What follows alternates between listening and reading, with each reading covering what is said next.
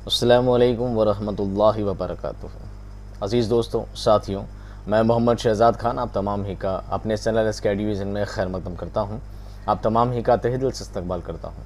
उम्मीद करता हूँ आप तमाम ही खैर आफियत से होंगे और खुश खुर्रम ज़िंदगी गुजार रहे होंगे। नाम सैयद अहमद शाह बुखारी, सैयद अहमद शाह बुखारी इनका नाम है, लेकिन कलमी नाम कहते हैं पेन नेम को। ठीक है, जैसे एक शायर का तखल्लुस होता है ना, ऐसे मुसन्निफ़ का कलमी नाम हुआ करता है। पितरस बुखारी, क्या नाम है? पितरस बुखारी। इसी नाम से उर्दू अदब में शोहरत पाई। नाम असली है सैयद अहमद शाह बुखारी, लेकिन पितरस बुखारी के नाम से अपने शोहरत पाई है और इसी नाम से इनको उर्दू अदब में जाना जाता है। ठीक है। पैदाइश 1 अक्टूबर 1898 में पिशावर में। इसको लोग पेशावर भी पढ़ते हैं, असल लफ्ज़ है पिशावर। क्या है? पिशावर। कहाँ पर है? पाकिस्तान में। आज की तारीख़ में, उस ज़माने में नहीं था, क्योंकि तब पाकिस्तान हिंदुस्तान एक ही कंट्रीज हुआ करती थी। वालिद का नाम है सैयद असदुल्लाह बुखारी, सैयद असदुल्लाह शाह बुखारी। पितरस के आबा व अजदाद कश्मीर से पिशावर आकर कायम हुए थे। कश्मीर में पहले रहते थे। आबा व अजदाद यानी उनके पूर्वज, इनके आगे ख़ानदान, आबा व अजदाद पहले वहाँ रहा करते थे, बाद में पिशावर जाकर बस गए थे। ठीक है, कश्मीर में ठंड ज़्यादा पड़ती थी। उर्दू अदब में उनकी पहचान एक मिज़ाह निगार की हैसियत से होती है। मैंने रेड किया है ताकि आप इन बातों को समझें। मिज़ाह निगार क्या होता है दोस्तों? उर्दू में बहुत सारी असनाफ़ होती है। उर्दू में या किसी भी लेखन शैली में, किसी भी अदब में बहुत सारी असनाफ़ होती है। गद्य और पद्य, नस्र और नज़्म दोनों तरह की होती है। नज़्म में भी बहुत सारी होती है, गज़ल होती है, कसीदा होते हैं, मरसिया होते हैं, बहुत सारे असनाफ़ होते हैं। उसी तरह नस्र में भी मज़मून होते हैं, इंशाइया होते हैं, रिपोर्टेज होते हैं, अफसाने होते हैं, दास्तान होती है, नावल होते हैं। ऐसी ही तनकीद निगारी होती है, सीरत निगारी होती है। एक होती है मिज़ाह निगारी। क्या होती है? असल मज़ा निगारी नहीं है, क्या है? मिज़ाह निगारी। क्या है? मिज़ाह निगारी। अब मिज़ाह निगारी क्या चीज़ है? मिज़ाह को आप नॉर्मल भाषा में समझे तो मज़ा निगारी समझ लें। क्या है? जिसको पढ़ के लोगों को मज़ा आ जाए, पढ़कर मज़ा आ जाए। अब देखिए, सीरियस मुद्दों पर क्या कोई मज़ा आ सकता है? नहीं, सीरियस मुद्दों पर इंसान को मज़ा नहीं आता। मज़ा आता है कॉमेडी लेवल से, हास्य व्यंग्य से मज़ा आता है। तो मिज़ाह निगारी का मतलब है हास्य व्यंग्य की चीज़ें जब पेश की जाती है। हास्य का मतलब हंसना, व्यंग्य को कहते हैं तीखा, तीक्ष्ण कह सकते हैं। व्यंग्य कहते हैं तीखा, किसी पर ताना करना, किसी पर तंज करना, वो व्यंग्य कहलाता है। तो उर्दू अदब में आपकी पहचान किससे है? मिज़ाह निगार से, इंशाइया निगार से भी आपकी हैसियत से जाने जाते हैं। उर्दू में पितरस ने बहुत ही कम लिखा है, लेकिन जितना लिखा है मज़ेदार लिखा है। बहुत कम लिखा है क्योंकि आप अंग्रेज़ी के उस्ताद थे, अंग्रेज़ी के ही मुसन्निफ़ हैं, लेकिन उर्दू में गिने चुनी चीज़ें लिखी है और जितनी भी लिखी है बहुत मज़ेदार है। आप सब पढ़ेंगे तो आपको मज़ा आ जाएगा। और मैं उम्मीद करता हूँ कि इनकी, मैं टॉपिक आगे बताता हूँ, ठीक है, ये बात आगे कंटिन्यू करता हूँ मैं। तालीम, सबसे पहले बात पैदाइश की, घरेलू चीज़ों से। उसके बाद बात करते हैं शिक्षा की, तालीम की। इब्तदाई तालीम और तरबियत वालिद की निगरानी में पिशावर में ही हुई। इब्तदाई तालीम अपने शहर में इन्होंने हासिल की। आला तालीम के लिए, उच्च शिक्षा के लिए लाहौर चले गए। लाहौर गवर्नमेंट कॉलेज से उन्होंने बीए किया, वहीं से उन्होंने अंग्रेज़ी में एमए किया और उसी कॉलेज में लेक्चरर मुकर्रर हुए। ये बहुत बड़ी बात होती है, जिस कॉलेज से आपने बीए किया हो, एमए किया हो, उसी कॉलेज में आपकी एज ए लेक्चरर पोस्ट आपको मिले, बहुत बड़ी बात होती है। वक़ार की इज़्ज़त वाली बात है बहुत। ठीक है, कहाँ पर? पिशावर में, अपने ही शहर में। 1925 में, पिशावर नहीं, लाहौर में, सॉरी, 1925 में मज़ीद तालीम के लिए के छूट गए यहाँ पर, ये लंदन चले गए और वहाँ कैम्ब्रिज यूनिवर्सिटी में तालीम हासिल की। यहाँ 6 साल तक उनका क़याम रहा। पहले पिशावर में आपने तालीम हासिल की, फिर आप लाहौर चले गए। लाहौर में बीए एमए करने के बाद और तालीम आपको हासिल करनी थी, तो आप कहाँ चले? 1925 में कैम्ब्रिज यूनिवर्सिटी यानी लंदन आप चले गए। वहाँ पर आपने 6 साल तक रहकर और ज़्यादा पढ़ाई की। अब बात करते हैं मुलाजमत यानी नौकरी की। लंदन से वापसी के बाद लाहौर गवर्नमेंट कॉलेज में अंग्रेज़ी के उस्ताद मुकर्रर हुए। बाद में तरक्की करते हुए प्रिंसिपल बने। इस चीज़ को मैंने वापस लिखा है, दोबारा रिपीट, पहले एक सरसरी तौर पे, अब बताते हैं डेट वाइज तौर पे। 1927 में लाहौर लौट आए और गवर्नमेंट कॉलेज में अंग्रेज़ी अदब के प्रोफेसर 1939 तक रहे। 1927 में ये लाहौर आए थे वापस, और लाहौर आकर गवर्नमेंट कॉलेज में आपने क्या किया था? प्रोफेसर की पोस्ट आपने चुनी थी और 1939 तक यानी 12 साल तक आपने वहाँ पर एज ए प्रोफेसर के रूप में काम किया। बाद में प्रिंसिपल बने, उसका टाइमिंग और ज़्यादा है। इसी कॉलेज में 1947 से 1950 तक प्रिंसिपल भी रहे। 1947 से 1950 तक इसी कॉलेज में आप क्या रहे? प्रिंसिपल भी रहे, कॉलेज के प्रिंसिपल। और ये खुद किससे बिलोंग करते थे? इंग्लिश, अंग्रेज़ी अदब से। 1929 में मजलिस अक़वाम मुत्तहिदा में पाकिस्तानी वफ़द के सरबराह मुकर्रर हुए। थोड़े अजीब से वर्ड हैं। मजलिस अक़वाम मुत्तहिदा, ये कहते हैं यूएनओ। क्या होता है? यूएनओ हमारी तरफ से एक प्रतिनिधित्व करने के लिए अधिकर्ता होता है, उसके वफ़द के क्या रहे? मुकर्रर है, सरबराह मुकर्रर है, एक अधिकर्ता मुकर्रर है। 1937 से डिप्टी कंट्रोलर और 1940 से controller general all India radio पर फाइज रहे। ऑल इंडिया रेडियो उस ज़माने में एक रेडियो हुआ करता था, ऑल इंडिया रेडियो, और उसके डिप्टी कंट्रोलर भी आप रहे। 1937 से 1940 तक आपको अलग अलग पोस्टों पे ऑल इंडिया रेडियो से भी आप मुंसलिक रहे। 1955 में अक़वाम मुत्तहिदा में शोबा इतालियात इंफॉर्मेशन डिपार्टमेंट में जनरल सेक्रेटरी रहे। यूएनओ, यूनाइटेड नेशन ऑर्गेनाइजेशन, संयुक्त राष्ट्र संघ, सुना ना लफ्ज़ आपने, संयुक्त राष्ट्र संघ के आप क्या रहे हैं? शोबा इतालियात में जनरल सेक्रेटरी रहे हैं। अब इसका मतलब क्या था? सूचना विभाग, इंफॉर्मेशन डिपार्टमेंट, सूचना विभाग में आप क्या रहे हैं? जनरल सेक्रेटरी रहे हैं। और समझिए संयुक्त राष्ट्र संघ के अंदर कोई पोस्ट मिलना ये बहुत बड़ी बात होती है अपने आप में। 1955 में आप इतने काबिल इंसान थे कि 1955 में आपको यूएनओ के अंदर ये पोस्ट दी गई। पितरस पहले एशियाई थे जो इतने बड़े ओहदे पर फाइज हुए। हालांकि आज तो गूगल में सीईओ वगैरह हैं, ठीक है, जो केरला के, मद्रास के लोग हैं। तो अब तो इंडिया के बहुत सारे लोग हैं जो इतनी बड़े बड़े पोस्ट पर जा चुके हैं। उस ज़माने के एशिया के पहले से इंसान थे जिसको इतनी बड़ी पोस्ट दी गई थी, इतनी बड़े पद पर रखा गया था। इसके अलावा कई बैनुल अक़वामी कॉन्फ्रेंसों में पाकिस्तान की नुमाइंदगी की। बैनुल अक़वामी कहते हैं दोस्तों दूसरे ममालिक के साथ जो बड़ी बड़ी तंजीम हुआ करती है, ठीक है, संयुक्त राष्ट्र संघ हुए, ऐसे बड़ी बड़ी ऑर्गेनाइजेशन जो होती है, वहाँ पर आपने पाकिस्तान की क्या की? नुमाइंदगी की, प्रतिनिधित्व किया। मतलब अंग्रेज़ी में महारत होने की वजह से कोलंबिया यूनिवर्सिटी ने उनको अंग्रेज़ी के प्रोफेसर के ओहदे के लिए मदऊ किया, लेकिन आगे मैंने लेकिन लिख के छोड़ दिया, ठीक है। आपको कोलंबिया यूनिवर्सिटी ने बुलाया था अंग्रेज़ी पढ़ाने के लिए, अंग्रेज़ी का प्रोफेसर बनाने के लिए कोलंबिया यूनिवर्सिटी ने उनको मदऊ किया। मदऊ कहते हैं किसी को दावत देना या चुनना या बुलाना, ठीक है। वैसे मदऊ तो मतलब दावत देनी होता है, बुलानी होता है। तो मदऊ किया किसके लिए? इंग्लिश के प्रोफेसर बनने के लिए कोलंबिया यूनिवर्सिटी ने, जो बहुत बड़ी यूनिवर्सिटी उस ज़माने से ही। लेकिन मुसीबत क्या थी? 5 सितंबर 1958 में न्यूयॉर्क अमेरिका में हरकत क़ल्ब बंद होने की वजह से उनकी वफ़ात हो गई। बुलाया था जाते, लेकिन जाने से पहले ही 5 सितंबर 1958 को उनको क्या हो गया? हरकत क़ल्ब कहते हैं दिल की धड़कनें बंद होने से, यानी हार्ट अटैक आने से उनकी अमेरिका यानी न्यूयॉर्क में उनकी क्या हो गई? वफ़ात हो गई, आपका इंतकाल हो गया, ठीक है। समझ गए बात? इस वजह से वो कोलंबिया यूनिवर्सिटी नहीं जा सके, लेकिन बुलाना ही अपने आप में बहुत बड़ी बात होती है। अब बात करते हैं दोस्तों अदब में पितरस के कारनामे। अदब में पितरस के कारनामे, अदब में, उर्दू अदब में बहुत कम लिखा है, बहुत ही नाम मात्र लिखा है, लेकिन जितना भी लिखा है लेकिन नाम अमर कर दिया है। समझे, नाम हमेशा के लिए लेने के लिए छोड़ दिया है, क्योंकि जो भी लिखा है बहुत मज़ेदार लिखा है। इन चीज़ों को आप जब पढ़ेंगे तो आपको इंटरेस्ट आएगा, आपको इन चीज़ों को पढ़ने में ही बहुत ज़्यादा। मैं नाम ले लेकर बताऊँगा आपको, इसलिए मैंने चीज़ को वही टॉपिक को रोक दिया है। मशहूर व मारूफ शायर नून मीम राशिद और फैज़ अहमद फैज़ पितरस के ख़ास शागिर्दों में शामिल हैं। नून मीम राशिद को आप जानते हैं, बहुत बड़े नज़्म निगार हैं। फैज़ अहमद फैज़ बहुत बड़े गज़ल को हस्ती हैं। दोनों को ही आप बहुत अच्छी तरह जानते हैं, दोनों का बहुत बड़ा नाम है। और ये दोनों कौन है? पितरस के स्टूडेंट स्पेशल। और ये अपने आप में बहुत बड़ी बात होती है, ये अपने आप में बहुत बड़ी बात होती है, क्योंकि जिस तरह आप लोग आज चीज़ देख रहे हैं, आप लोग ये वीडियो देख रहे हैं, और उम्मीद नहीं बल्कि दुआ करता हूँ कि आप गवर्नमेंट आपका सिलेक्शन हो, आज आप सेकंड ग्रेड में जाएँ, सेकंड ग्रेड से आप फर्स्ट ग्रेड में जाएँ, आप लेक्चरर बने, प्रोफेसर बने, और जब आप बहुत बड़ा एक पद हासिल कर लेंगे, फिर आपसे पूछा जाएगा आपने उर्दू कहाँ से पढ़ी, तो लेंगे शेजासर से पढ़ी। अरे वो कौन है? तो उम्मीद करता हूँ तब तक मेरा भी एक अच्छा वकार होगा, मैं भी कोई चैनल भी ग्रो कर चुका होगा, और हमारा भी एक वजूद होगा। तो नाम किसका लिया जा रहा है यहाँ पर? हम बात कर रहे हैं पितरस बुखारी की, लेकिन नून मीम राशिद और फैज़ अहमद फैज़ ये भी बहुत अजीम हस्तियाँ हैं। तो देखिए, जब एक हस्ती अजीम होती है तो उससे दूसरी हस्ती का अटैचमेंट होता है, तो उसके साथ उसका भी नाम लिया जाता है। तो ये अपना में बहुत बड़ी बात हुआ करती है। तो नून मीम राशिद और फैज़ अहमद फैज़ के आप उस्ताद थे। ये अंग्रेज़ी के उस्ताद थे और अंग्रेज़ी में महारत हासिल थी, यानी अंग्रेज़ी का ही शौक़ चढ़ा था बचपन से ही, ठीक है। और अंग्रेज़ी के ही उस्ताद थे और बहुत ज़बरदस्त महारत थी इनके अंदर। ये अंग्रेज़ी में ही लिखते थे, लेकिन दोस्तों की फरमाइश पर उर्दू में लिखना शुरू किया। ये बातें आपको याद रखनी है।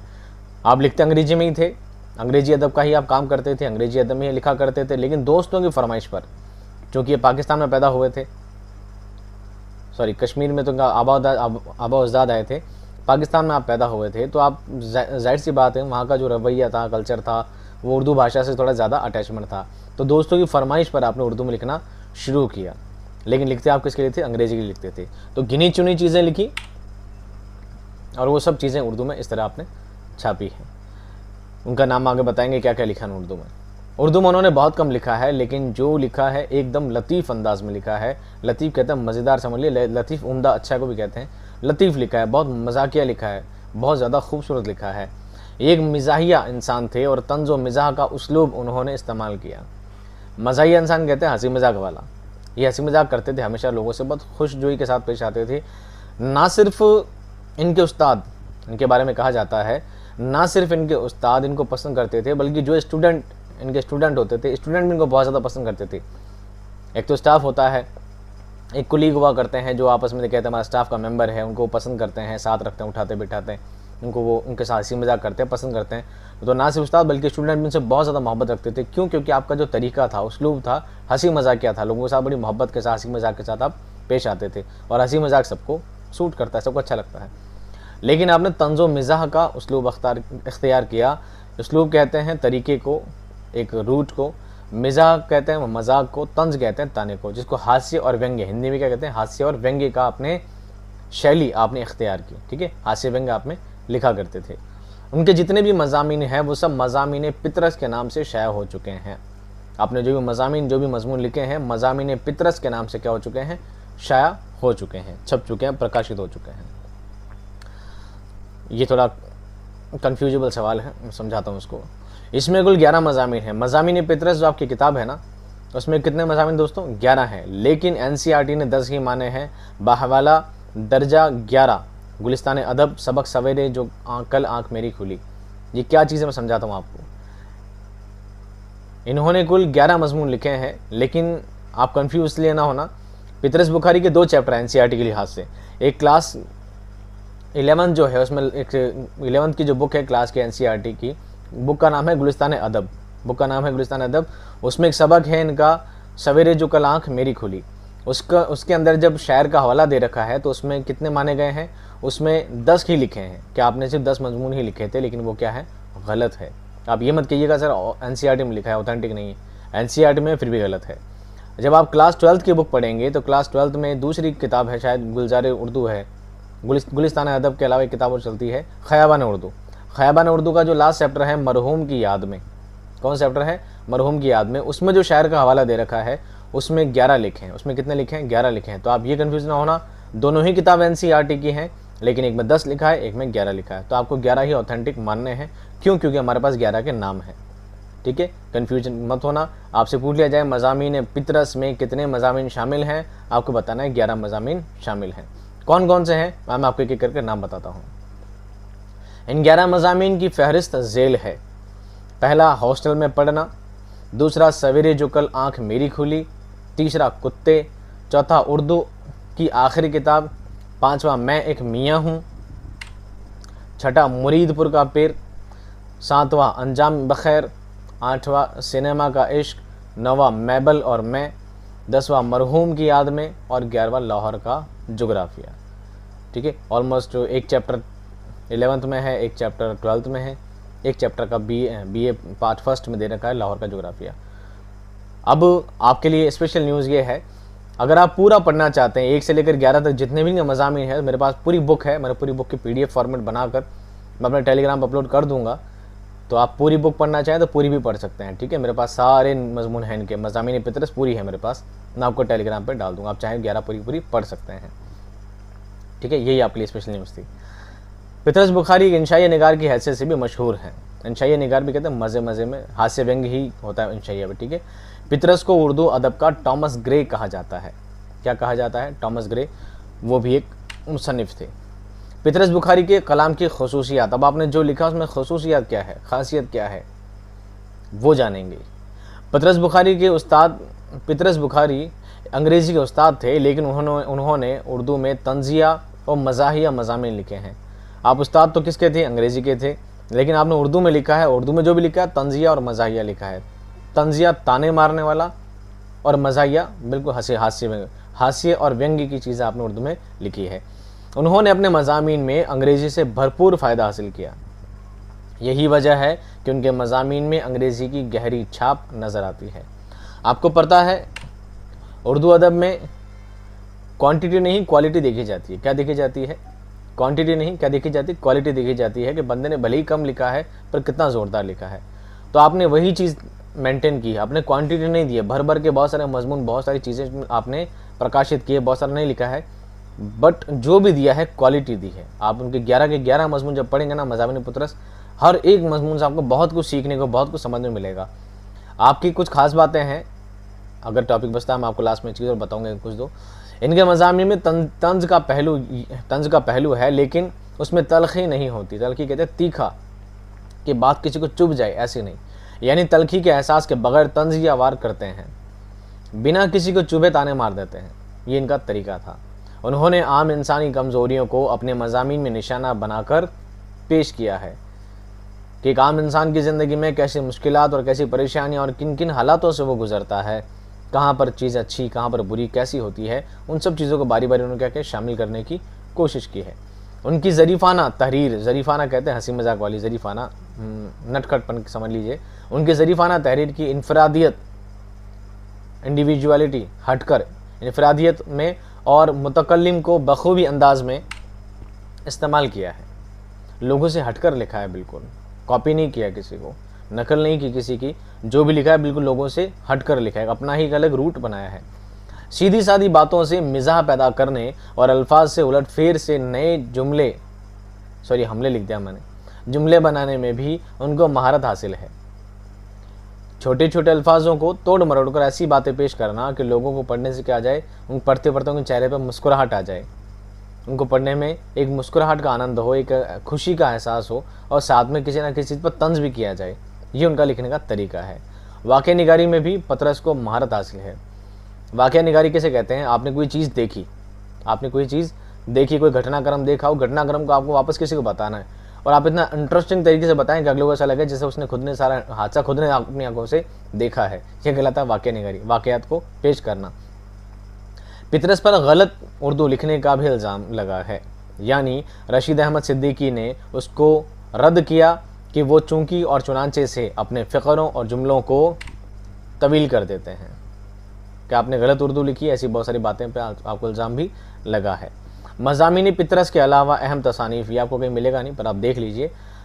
मज़ामिन पतरस के अलावा आपने क्या लिखा है? तालीम ख़ुसूसन अवाइल तिफ़ली में, शिक्षा, प्राथमिक शिक्षा, अवाइल तिफ़ली, बचपन की शुरुआत में। दूसरा है नौ इंसान की कहानी। तीसरा है देहात में बॉय स्काउट, और चौथा है मिस्र की रक़ासा। ये मज़ामिन पतरस में शामिल नहीं है, लेकिन ये चारों मज़मून भी आपने ही लिखे हैं। बाज़ हज़रात ने उनको पहला पैरोडी निगार भी माना है। पैरोडी निगार क्या होता है दोस्तों? किसी चीज़ को लिखना, एक बार चीज़ कोई लिखी जा चुकी है, दूसरी बार उस चीज़ को मजाक बनाकर लिखना या उसमें कुछ घुमा फिरा कर लिखना कि लोगों को पढ़ने से क्या आ जाए, हंसी आ जाए, उसको पैरोडी कहते हैं। क्या कहते हैं? पैरोडी कहते हैं। तो आपको पैरोडी निगार भी माना जाता है। उन्होंने 2 पैरोडियाँ भी लिखी है, पहली लाहौर का जुग्राफिया और दूसरी है उर्दू की आखिरी किताब। तो उर्दू की जो आखिरी किताब है क्या है? ये मोहम्मद हुसैन आज़ाद की मशहूर किताब, उर्दू की पहली किताब की पैरोडी है। मोहम्मद हुसैन आज़ाद की किताब है, उर्दू की पहली किताब नाम है उसका चैप्टर का, तो उसकी पैरोडी कर दी, उसका मजाक बना के वापस आपने क्या नाम दे दिया? उर्दू की आखिरी किताब। बाज़ हज़रात का उन पर यह भी इल्ज़ाम है कि उनकी बेशतर मज़ामीन अंग्रेज़ी से तर्जुमा हुए हैं। ऐसा लोग उन पर क्या लगाते हैं? आरोप लगाते हैं। क्या लगाते हैं? आरोप लगाया करते हैं। उम्मीद करता हूँ दोस्तों आपको मेरे वीडियो पसंद आया होगा। वीडियो पसंद आया तो प्लीज़ लाइक ज़रूर कीजिएगा। लाइक करने में कोई पैसे नहीं लगते हैं, कोई चार्ज नहीं लगता है। लाइक करने से बस एक हौसला मिलता है कि हाँ वीडियो पर लाइक आते हैं, लोग काफ़ी पसंद करते हैं, अप्रिशिएट करते हैं, इससे ज़्यादा कुछ नहीं। ठीक है, फिर भी आपका दिल कर तो करना, ज़बरदस्ती नहीं है। मिलता हूँ दोस्तों नेक्स्ट क्लास में एक शानदार टॉपिक और ज़बरदस्त क्लास के साथ, लाहौर का जुग्राफिया शानदार चैप्टर के साथ। आपको बहुत ही मज़ेदार चैप्टर लगेगा। तब तक खुश रहिए, आबाद रहिए। खुदा हाफ़िज़।